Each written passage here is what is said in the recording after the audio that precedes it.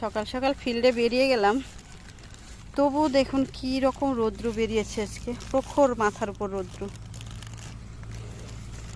তো বাড়ি বাড়ি ভিজিট করতে যেতে হচ্ছে এবং আগামী সপ্তাহে আমার ভ্যাকসিন আছে, বাচ্চাদের টিকাকরণ দিবস।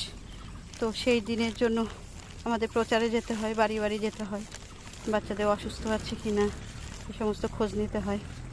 কিন্তু এই যে বেরিয়েছি, এতটা রৌদ্র, আবার রাস্তার অবস্থা দেখুন, এই যে মাঠের রাস্তা এতটা কাদা, আর এই যে জমি মাঠের মাঝখান দিয়ে যাচ্ছি, কিন্তু এই এক পাড়া থেকে আর এক পাড়া যেতে গেলে না এই মাঠের রাস্তায় কাদা রাস্তা দিয়েই যেতে হচ্ছে, নইলে কিন্তু তাড়াতাড়ি পৌঁছানো যাবে না, অনেকটা পথ ঘুরিয়ে তারপরে যেতে হয়। অনেক কষ্টের মধ্যেও আমাকে এইভাবেই যেতে হচ্ছে।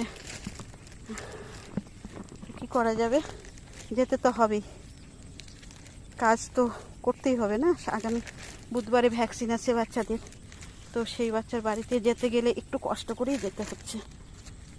অনেকটা পথ ঘুরিয়ে যেতে গেলে রাস্তা